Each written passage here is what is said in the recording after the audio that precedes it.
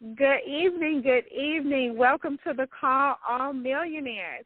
My name is Ama Nantwi, and it is such an honor to be the host this call this evening. Thank you all so very much again for calling in, and let me welcome all of you to this self-esteem development training call, Obsessed with Success.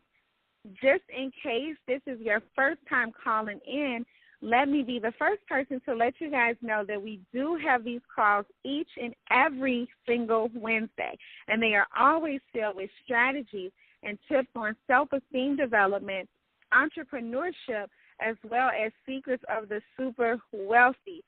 Trust me, millionaires, you guys never, ever want to miss one of these calls because they can totally change your life. The way that they have mine, and it's not just me, these calls have helped thousands of people throughout the United States of America. So it is with special excitement that I'm so very pleased to introduce to the line Mr. Haziq Ali. Mr. Ali is like the most selfless person you would ever meet. He devotes all of his time to providing service and fights the war on poverty just so we all can win. And because of this, we affectionately call him the General. Mr. Ali is an author, a self-esteem development expert, my personal coach, my mentor, and my friend. Now let me step out of the way and introduce to the line Mr. Haziq Ali. Are you on the line, sir? Yes, I am. Yes, I am. Can you hear me? Yes, I can hear you loud and clear. Please take it away. Okay. Thank you so much for that wonderful introduction. And I want to welcome all the millionaires to the call. Like, you are obsessed with success, and I'm so proud of you because we're going into 2017. We're not just going to the finish line. We're going through the finish line, right? And see how that's a sports metaphor? So much of what we kind of like describe success as always seems to use sports terminology. You ever notice that? So when we start talking about winning, you know, that's from sports, right? And so today we're going to talk about sports psychology a little bit. And then, of course, we're going to talk about the main thing that so many of you wrote me back about. You guys all want to hear about this whole story. And I understand why, because this is an insane story. We're going to talk about the lady who never loses. As a matter of fact, before we end the call, I'm going to tell you how you can win a giveaway of her book. Thank you so much, everybody who has been reposting the call. Thank you very much to those of you that are texting out the number to your family and friends right now. My name is Haziq Ali, and this is Obsessed with Success number 157. Okay, millionaires. So I don't know how much you know about tennis, but there was a moment back in the third and deciding set of the 93 Wimbledon games where it seemed like this lady, Jana Novotná, seemed invincible, right? She's leading 4-1. She's serving at 40-30. What this means is she's 1 point from winning the whole game. She's just 5 points from the most coveted championship in tennis. So she had just now hit this crazy backhand. I mean, this is all like sports legends. This is one of those things like, stop me if you've heard this one, right? She hits a backhand so precise. I mean, it's surgical to the point that it skims the net and lands so abruptly on the far side of it that Steffi Graf is just standing there in frustration. I mean, it was clear that Novotná was in a zone. The stands at center court are packed. The Duke and Duchess of Kent, you know, if you don't know, they're the ones who give out the trophy. They're in their customary place in the royal box. Novotná's in white. She's poised and confident. Her blonde hair is back in the headband, right? And then something happened. She served the ball straight into the net. She stopped, steadied herself for the second serve, the toss, the arc of the back. But this time it was worse. Her second swing was half-hearted. I mean, it was all arm, no legs to it. Smashes again into double fault. On the next point, she's slow to react. Misses that one. The next time, she misses on a forehand volley. At game point, she hits an overhead straight into the net. Now instead of 5-1, it's 4-2. And now Steffi Graf is serving. Easy victory. Now it's 4-3. Now Novotná serves. She's not tossing the ball high enough. She double faulted twice, 3 times, right? now Graf is coming back hard because Graf is still everybody's like, what happened? Is it like, did she suddenly realize how terrifyingly close she was to victory, right?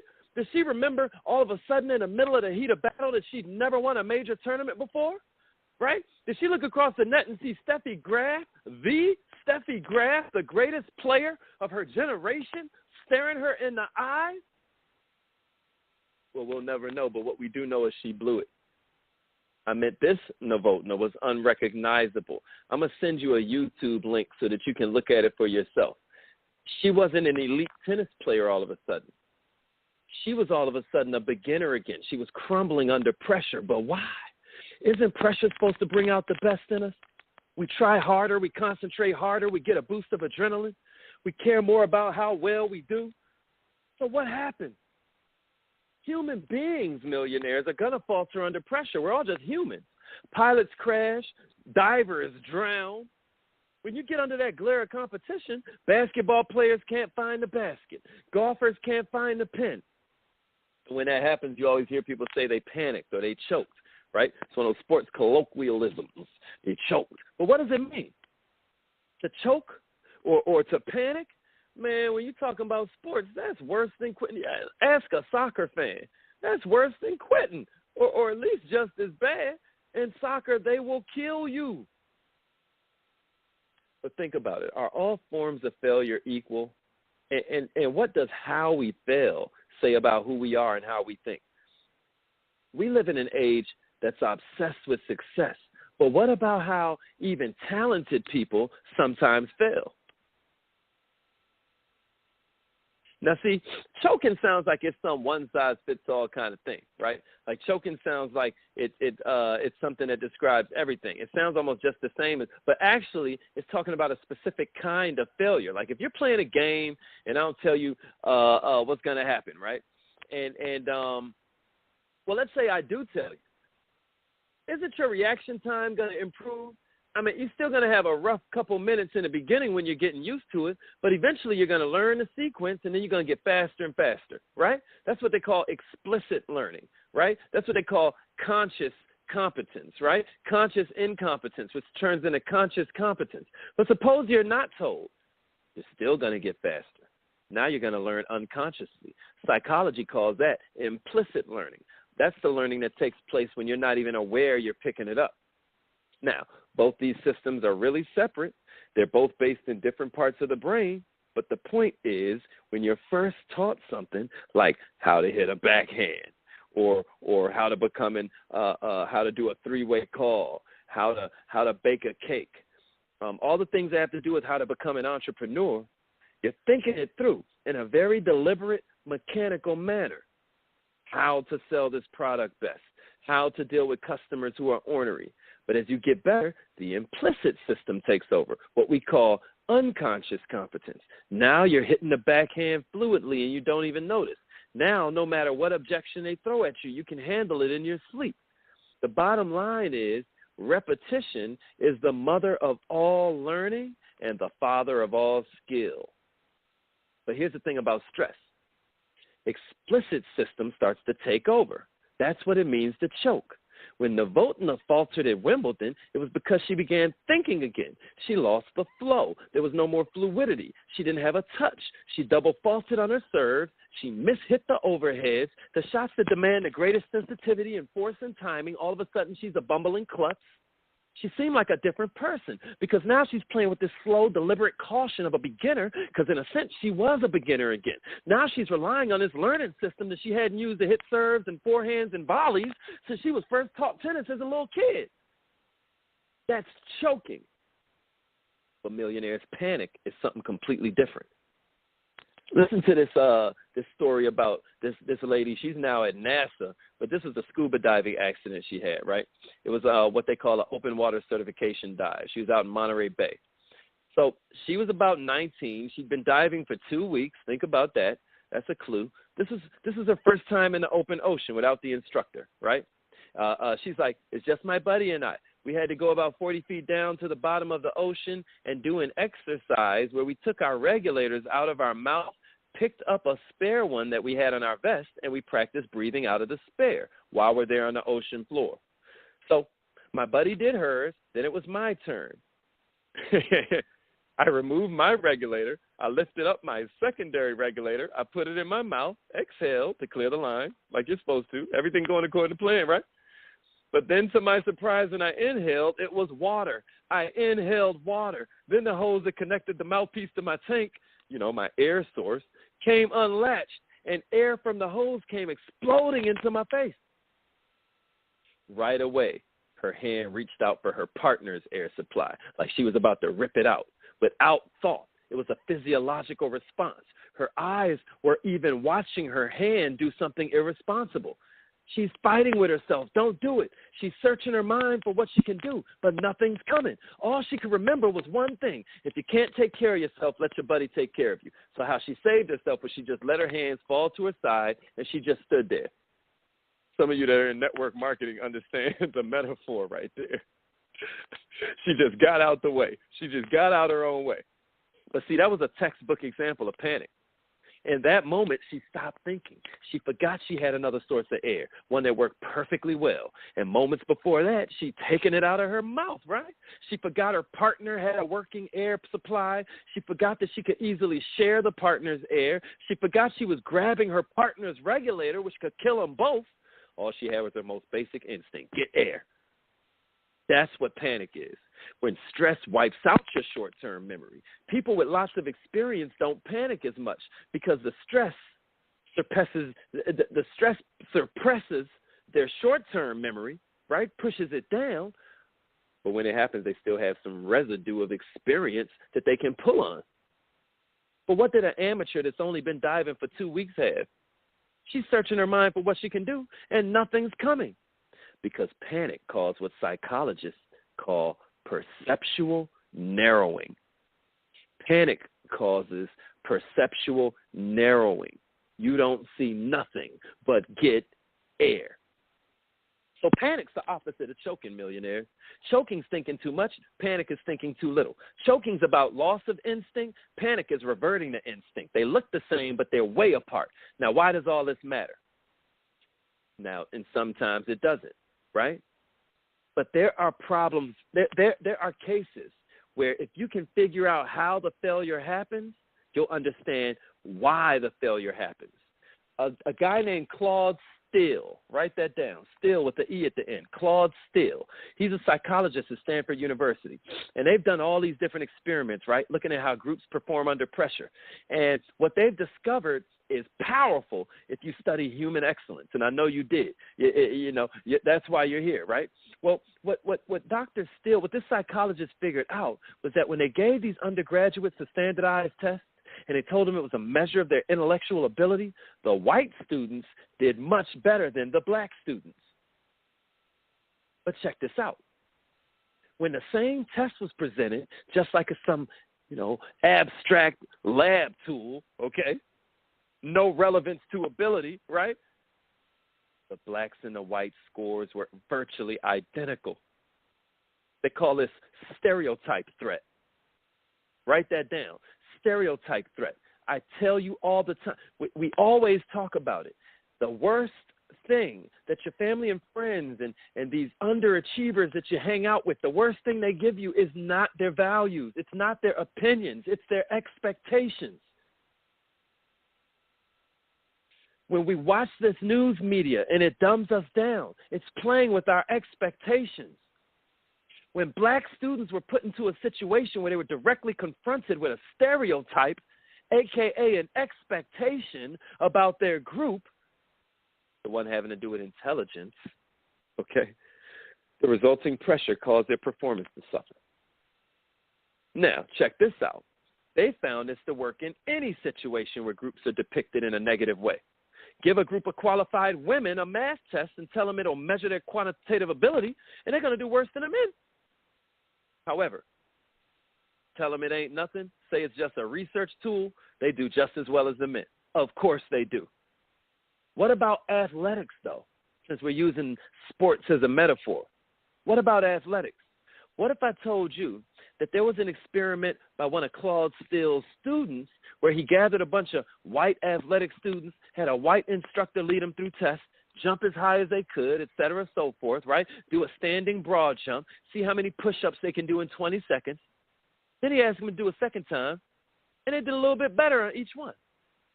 But this time, he ran them through the same group, right? A second group of students through the same exercises, I meant to say.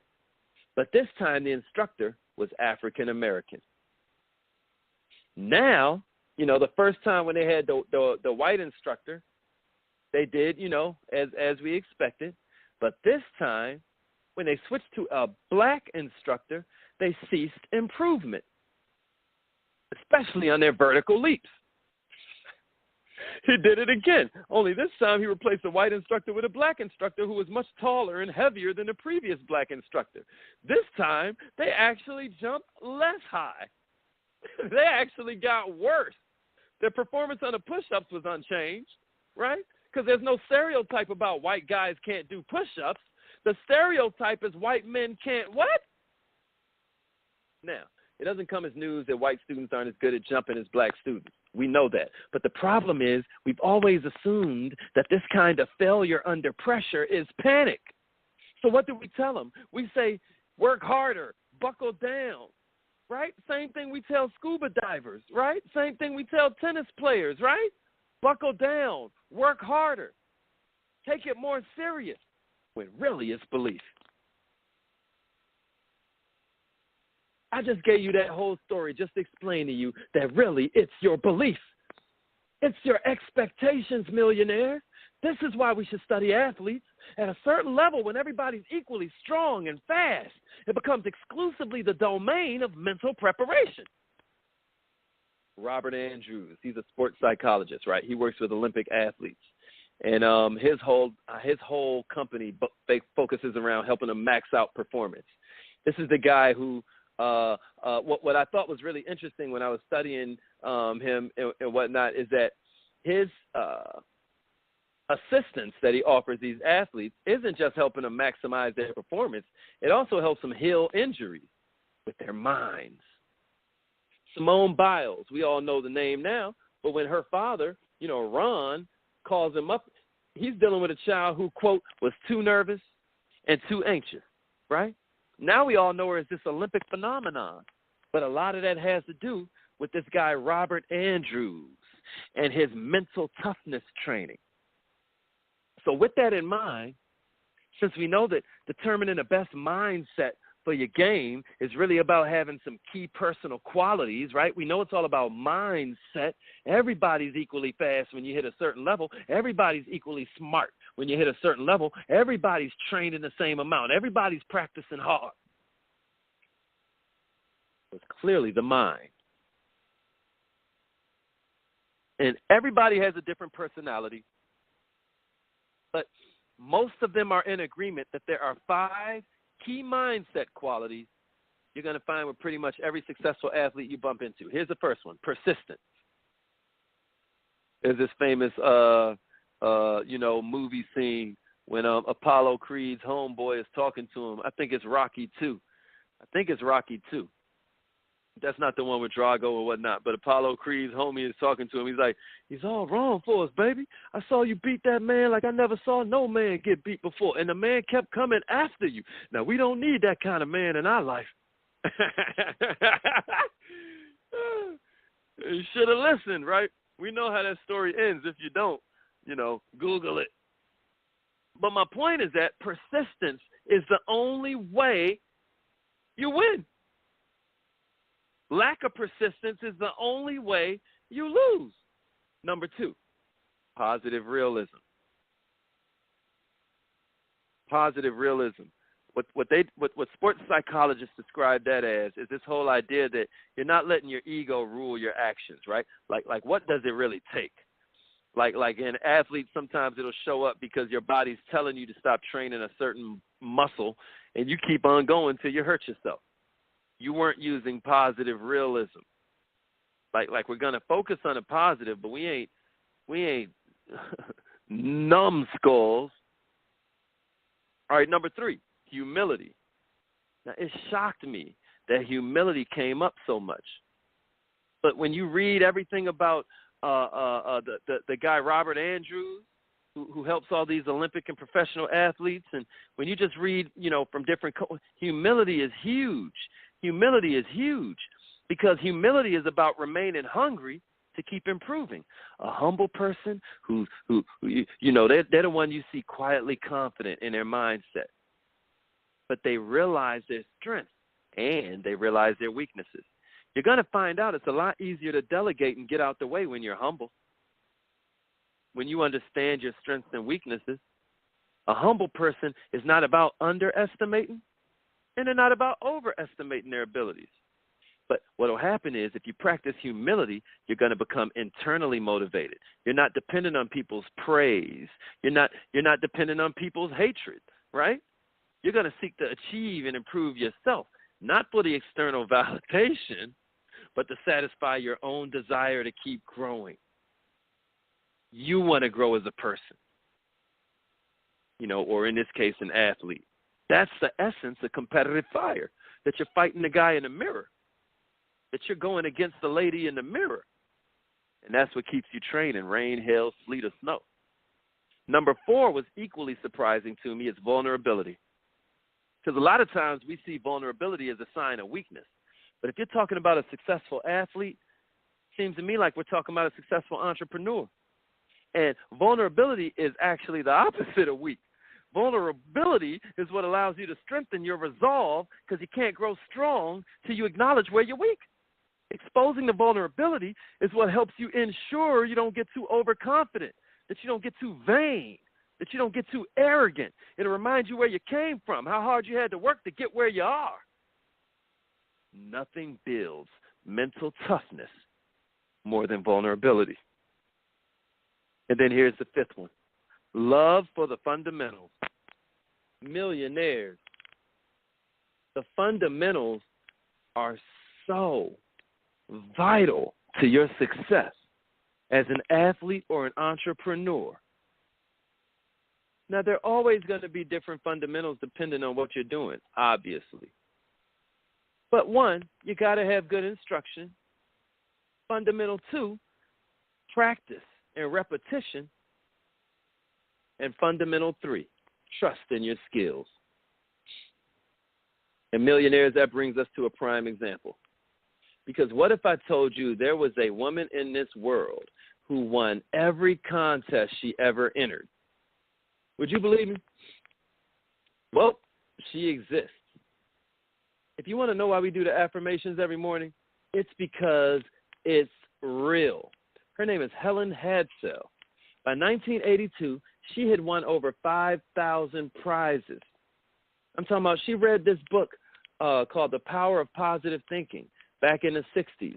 And by 1982, she'd won over 5,000 prizes. Washing machines, televisions, outboard motors was the first one.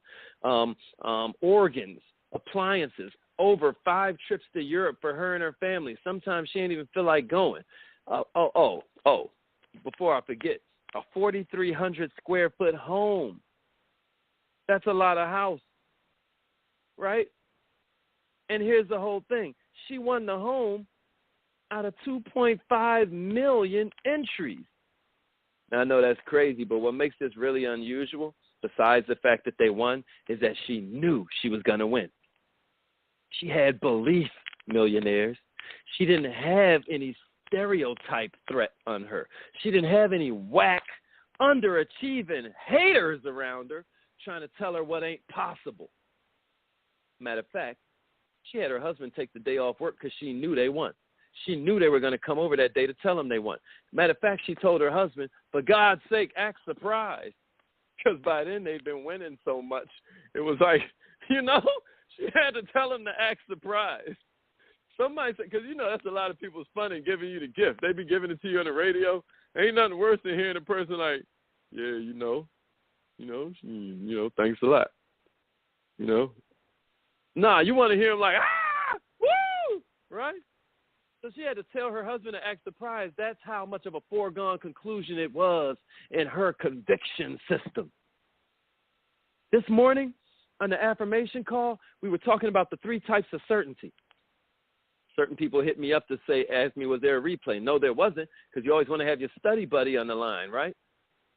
But since you're here, I'm going to go ahead and share them with you. It was opinion, belief, and conviction. Those are the 3 levels of certainty. Which does it sound like to you that she had?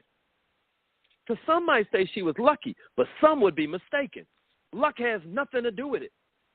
Like, she'll repeat to everybody who would ask her, she knew she was going to win. She always wins. Every contest she ever entered, she won. Cars, furniture, stereos, musical instruments, clothing, groceries, trips to Europe.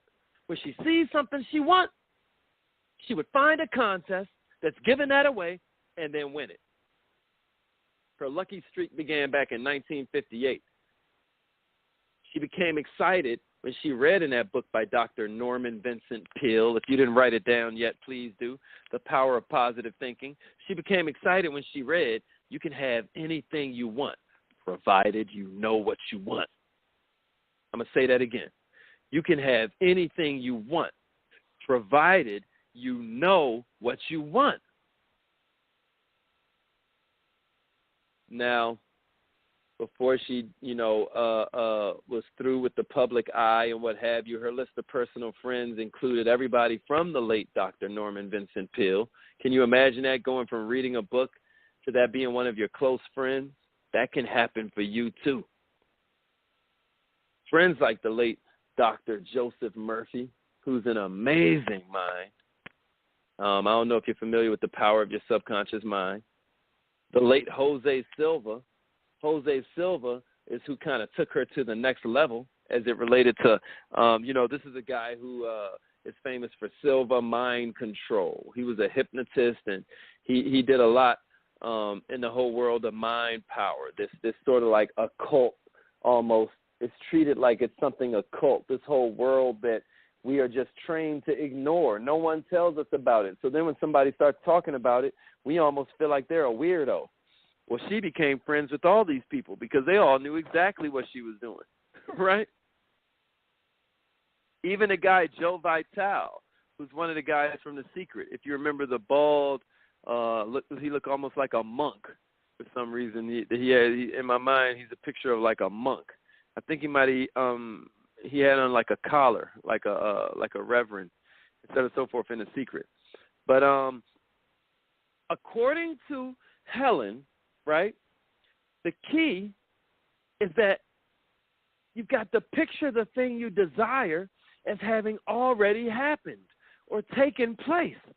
The other day I was talking to some of my friends, and I was actually doing a training session with some of my mentees, and one of them was like, man, I'm a future millionaire. I was like, and you got to watch that. Isn't it wonderful when you're around friends that can catch your speech, right? I was like, man, you got to watch that.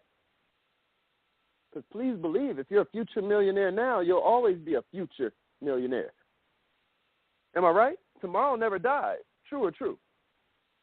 So her whole secret, and she says they practically hit you over the head with it in every motivational and inspirational book, seminar, workshop, video, and still nobody does it. See clearly in your mind how the Thanksgiving football game is going to look on that flat screen. Savor the sizzle as you pull that turkey out that brand new oven, right? Feel how soft the leather is as you're rounding the corner in your dream car. How does the engine sound? How does it smell?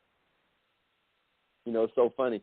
In our affirmation toolkit that you can get on wearemillionaireminded.com, people will tell, I've done guided meditations before where, I shouldn't say I've done them before where, every time I've ever done one, people in the audience are crying all over themselves.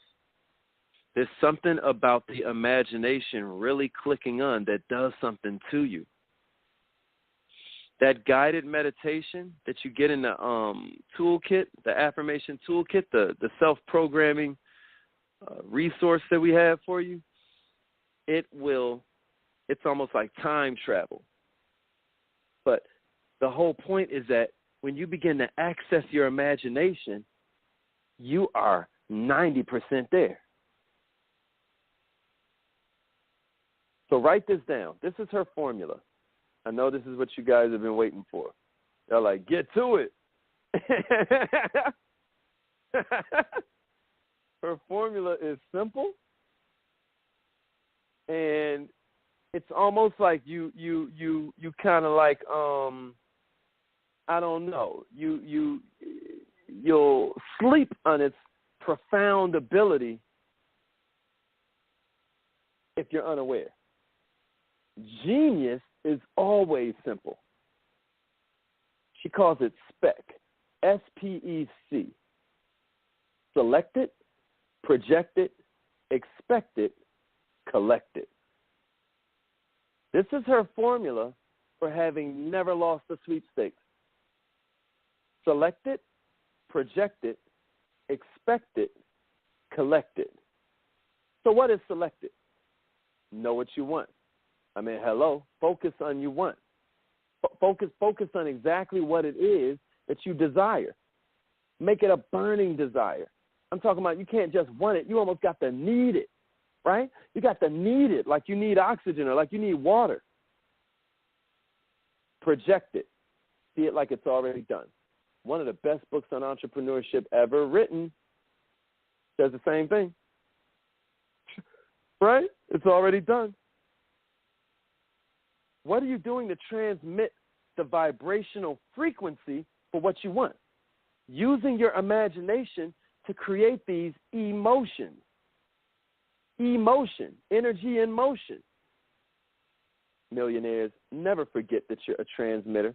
I mean, we've been talking a lot about how you're a receiver, how you got to watch these people that's around you, these underachievers that be giving you advice. But what about the fact you're also a transmitter? Millionaires, what about the fact that you're something like a radio controller?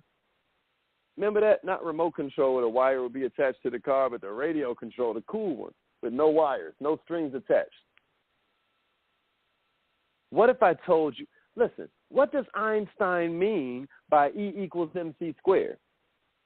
It was energy equals matter squared times the speed of light, right? In other words, when energy speeds up to a certain vibration, it becomes matter.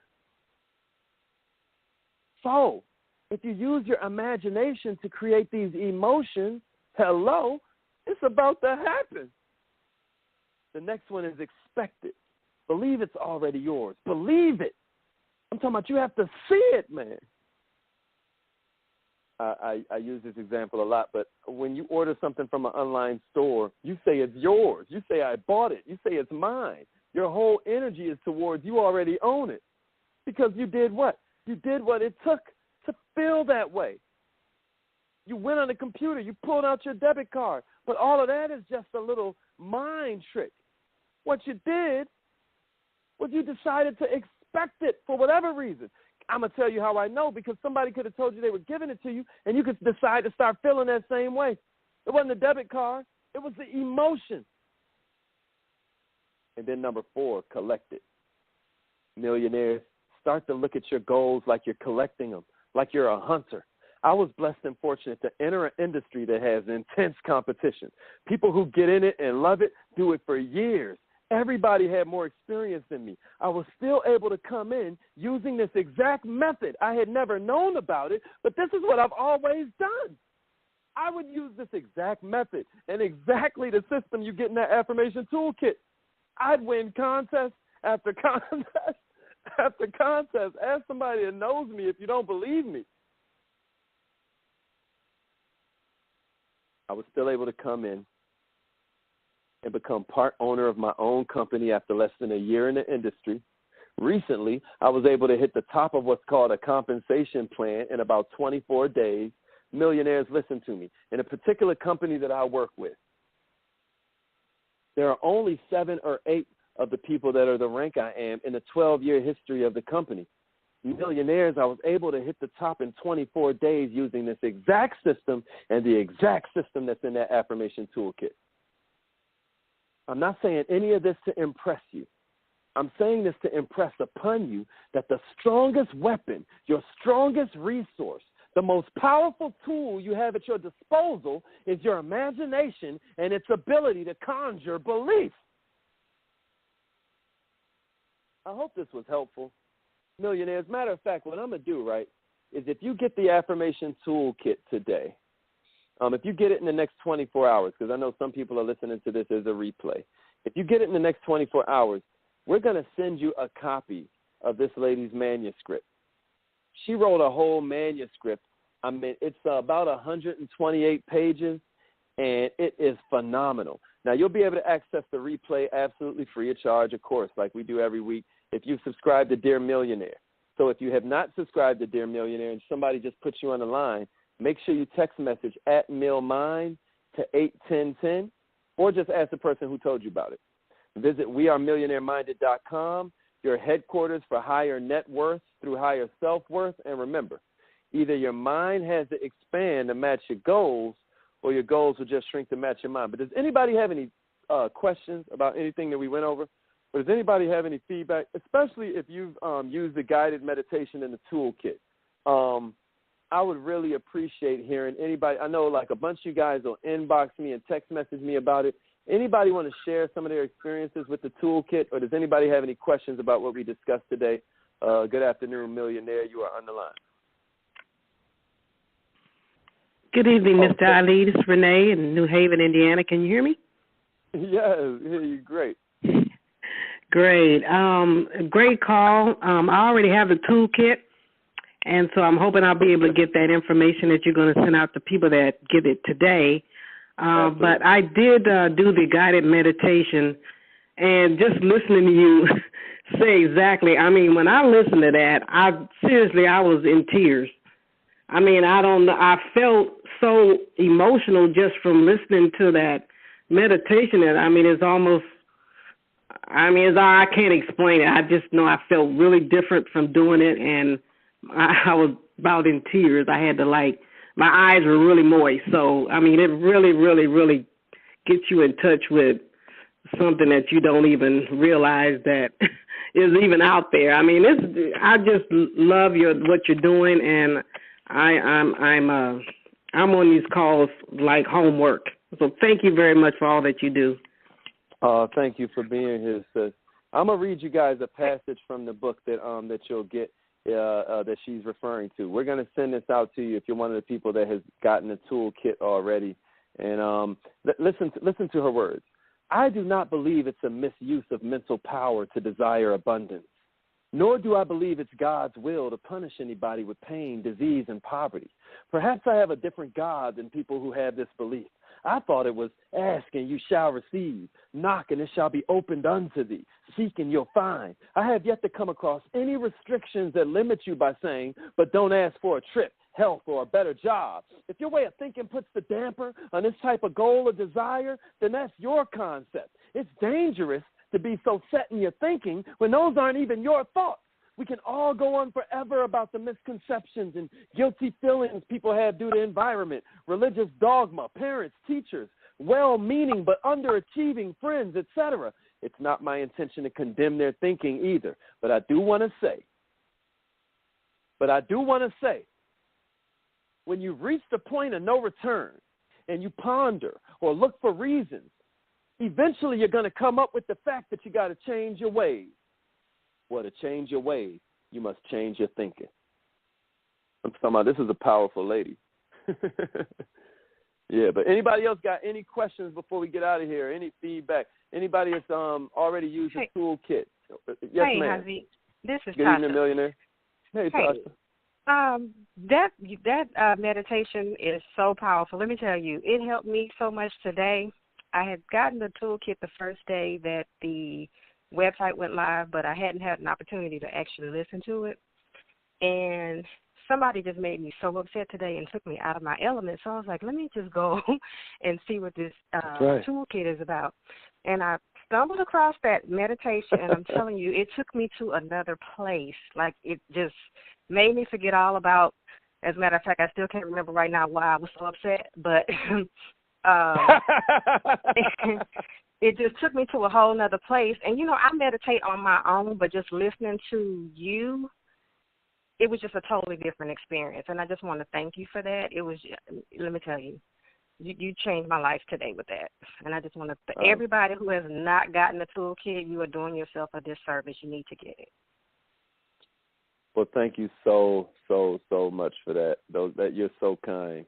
And I'm just trying to give it like I got it. Like when I first was able to be introduced to some of this stuff, and people are always asking me how it is, millionaires, that I'm able to do the things I've been blessed and fortunate to do. And I keep telling them, I keep saying, we talk about it all the time, you know, unobsessed with success or unaffirmation. For a limited time, it's only $19, you know, like it's really supposed to be a lot more than that, because the guided meditation, even some of the technology that we're using in it is pretty heady stuff. And I won't burden you guys with the investment, but understand it's not just like something you just do. There's a lot of science that goes into it, and so I hope you guys really, really appreciate it and value it and utilize it like Ms. Tasha just did. Okay, anybody else got anything? Star 6 will unmute your line. Star 6 will unmute your line. Tell us your name, where you're from, and who plugged you into Obsessed with Success. If you have any questions, any feedback, you are now on the air. Hi, this is Freedom. Hey. Freedom L from Washington, D.C. Hi. Good evening, Millionaire. Good evening, Millionaire. Yes! I am freaking unstoppable. I've been thinking that all day. It is so amazing, because your meditation is not like the normal meditations that I've done, where you fixate on a particular goal and you kind of chant into it. Your meditation is like creating the scene, and scene, and then it's like start. It's like action, and it works on not really the same kinds of things. It works on how it feels to, like you always see the superstar in their superstar role, but you don't know how they really function on a regular basis and how it feels to be a millionaire from their perspective, like from their life, from their living every moment, But the way your meditation is set up, it does that. It breaks it down, like how you're going to feel. Oh, my family's downstairs. Oh, you wake up and you hug your honey, and and they say, hey, babe, we're going to do that thing we're going to do. Yeah, we're going to do that thing, Yeah. So it's just building. It's building a whole vibration for the feeling of being a millionaire, like not really doing anything in particular, but just how it feels to just be that. And so I appreciate it even more than some of the other meditations I've done. The first time I listened to it, I was like, oh, this is corny, But then I started seeing myself in the picture, in the movie, And you see yourself as the person, living that incredible life. And you start to think about, wow, like how did, Madam C.J. Walker or somebody who just pulled it out of thin air because they didn't get it passed down to them from their families, That's it. And it's not like they start multiplying money and making money, and you have to, this is how I made my money. This is how I made my fortune. It's just about being that millionaire, just like in everything I do. I get up and I got the wardrobe of my dreams, and I got, and I'm walking in my, house, and I'm in my car, and it's like just living into it. And so I just think it's fantastic. I think, you all right with me, brother? Well, thank you very much for sharing. Thank you very much for sharing. And something she said, millionaires, that's very powerful is when she said that in the beginning it felt corny, it felt different, it felt almost cheesy. Well, you got to think about it. For you to get something you never had, you got to do something you never done. And if we could get to the next level being cool, a.k.a. doing everything that we're used to doing, man, we would be there already, because we're not using we're using all the best, we're doing the best we get. So I love the fact that this represents stepping outside your comfort zone. Good evening, millionaire. You're on the line. Let us know your name, where you're from, and who plugged you in.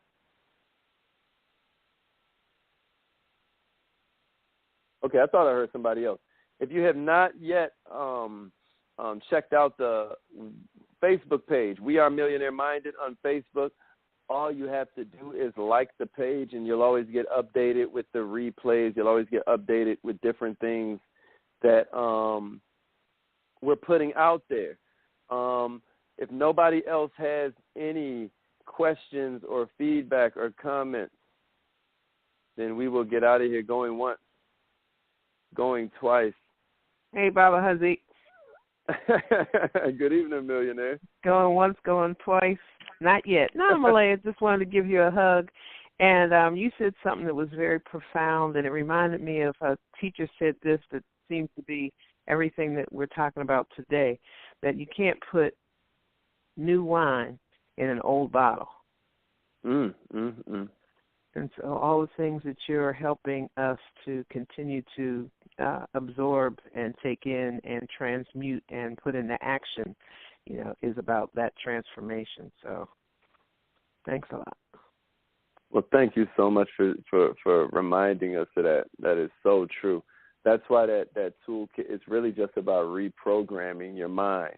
You'll keep seeing us use the term reprogramming. We go through a lot of different premises that will help you to form the foundation of this unfallible belief in yourself. Once you understand what you're capable of, you'll do something deeper than hope for this massive success or pray for this massive success. You'll begin to expect it. You'll begin to expect it because you understand that your hands are the same hands, that your mind is the same mind that designed the pyramids. Anybody else got anything before we get out of here? Yeah, Mr. Ali, this is Renee again. I just wanted to say that I really, really love the affirmations. I put up my Beats headphones on and just have it right on my ear, and it just echoes into your mind. It's just really awesome. Thank you so much for that as well. I'm really glad that you brought that up. She's talking about the supercharged affirmations. So a lot of times you can use those when you're going to sleep. You can turn them down, and they'll still be there in your subconscious. And you're just hearing over and over again, I deserve to be wealthy. I deserve to be wealthy. I'm completely healthy. I'm completely, so it's a whole nother thing when you're talking about self-programming because, like she said, you got to clean out the glass before you're pouring this expensive champagne in there. That's the whole bottom line. We got so much gunk in there. Alvin Toffler famously said that the illiterate of the 21st century will not be those who can't read or write. It will be those who cannot unlearn, learn, and relearn. So that's the whole, that's what we're doing here. Anybody else got anything before we get out of here? Hi, millionaires. So that's going to do it for episode number 100. The website, excuse me, what's the website once again, please? Oh, I'm sorry. It's wearemillionaireminded.com. Wearemillionaireminded.com. Thank you very much for that. And please give us any feedback, too. Please let us know what you'd like to see change. Starting in the beginning of the year, we're going to kick off Millionaire Mind of the Week. The blog will be coming any day where we'll have all the entries from whoever hosts Affirmation Nation and, whatever kind of jewels they gave us. You'll have a blog about that. Even when it's from me. And then all of a sudden, we're just going to have this meeting place and this hub for our whole community. That's the purpose of all of this, y'all. So spread the word. Let's change the world.